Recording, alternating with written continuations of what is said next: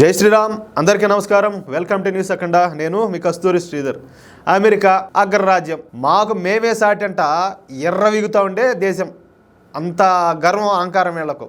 చివరికి ఏంటంటే రష్యా చైనాలను కూడా ఒకేసారి ఢీ కొడుతున్న అమెరికా మొట్టమొదటిసారి మన ప్రధాని నరేంద్ర మోడీని అయితే వేడుకునిందంట.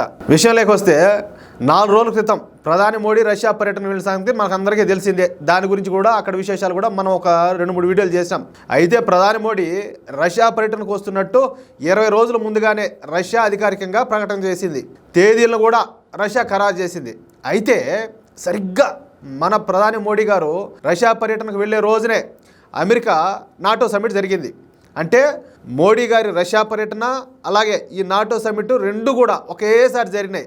దీంతో ఈ నెల 2వ తారీఖున అమెరికన్ డిప్యూటీ సెక్రటరీ అయినటువంటి కువర్ట్ క్యాంప్బెల్, ఇతను మన భారతదేశ విదేశాంగ శాఖ సెక్రటరీ వినయ్ క్వాత్రా, ఈయనకు ఫోన్ చేసినారంట. ఫోన్ చేసి దయచేసి నరేంద్ర మోడీ గారి రష్యా పర్యటనను వాయిదా వేసుకోవాల్సిందిగా అభ్యర్థించారంట. అంటే భంగపడుకున్నాడు, దేబ్రిచ్చినాడు. మోడీ గారు రష్యా పర్యటనలో ఉన్నప్పుడు ఈ నాటో సమిట్ జరగనుందని, ఒకవేళ నరేంద్ర మోడీ అదే సమయంలో రష్యా పర్యటనకు వెళ్తే అమెరికా పరుగు పోతుందని, కాబట్టి దయచేసి నరేంద్ర మోడీ రష్యా పర్యటన అయితే రద్దు చేసుకోవాల్సిందిగా ముందు కోరినారంట ఆయన. అయితే అందుకు మన దేశ ఫారిన్ సెక్రటరీ అయినటువంటి వినయ్ క్వాత్రా ఒప్పుకోవాలా. కనీసం ప్రధాని మోడీ రష్యా పర్యటనను రద్దు చేసుకోకపోయినా కూడా ఇబ్బంది లేదు, కనీసం వాయిదా అయినా వేసుకోవాలని చెప్పి కోరినారంట. అయితే అందుకు సమాధానంగా మన దేశ ఫారిన్ సెక్రటరీ అయినటువంటి ఈ వినయ్ క్వాత్రా సమాధానం ఇస్తా ఏం చెప్పాడంటే, ఈ పర్యటన 4 రోజుల ముందుగానే ఖరారు అయిపోయింది. ఇప్పుడు గనుక వాయిదా వేసుకుంటే మళ్ళా రష్యా భారత్ల మధ్య విభేదాలు ఏర్పడే అవకాశం ఉన్నది. కాబట్టి ప్రధాని మోడీ రష్యా పర్యటనను వాయిదా వేసుకునే ప్రశ్నే లేదని చెప్పేసి కరాఖండిగా సమాధానం చెప్పినారంట. ఇప్పుడు మోడీ గారు భారతదేశానికి సంబంధించి దేశ ప్రయోజనాల దృష్ట్యా ఆయన రష్యా పర్యటన చేస్తూ ఉన్నాడు. మీకు నొప్పి ఏందంట, మీకు జల్లేంది? అసలు నాకు ఇంకొక అనుమానం ఉండదు. ఈ అగ్రరాజ్యం అంటే ఏం అగ్రరాజ్యము ఏంది? మీ పెత్తనం ఏంది? మీ కథ ఏంది? ప్రపంచంలో అన్ని దేశాల మీద మీ అజమాయిషి ఏంది? అంటే మీరు చెప్పింది ఇంకొకరు వినాలా, మీరు చెప్పింది ఒకరు చేయాలా? అంటే మీరు చెప్పినట్టు మిగతా దేశాలన్నీ కూడా కూర్చోమంటే కూర్చోవాలా, లేయమంటే లేయాలా? కానీ భారతదేశాన్ని పరిపాలిస్తున్నటువంటి నరేంద్ర మోడీ అలాంటి వ్యక్తి కాదు. ఏదో మేమేదో ఆడిపించాము, మేమేదో రూల్ చేద్దాము, మేమేదో రిమోట్ బొమ్మను కదా మేము ప్లే చేసినట్టు దాంతో ఆటలాడదామంటే కుదరవు, అన్నీ నడవు, అవి వేరే ఉంటాయి. అట్లుంటుంది. మీరు మిగతా దేశాలు ఏమన్నా మ్యాట్లు ఏమన్నా సాగుతాయేమో కానీ, మీ పప్పులు ఏమైనా ఉడుకుతాయేమో కానీ ఇక్కడ ఎన్ని కుదరవమ్మా. Bharat very special now. ముందుట్లాగా యూపీఏ హయాంలో కాంగ్రెస్ గవర్నమెంట్ మాదిరి కాదు.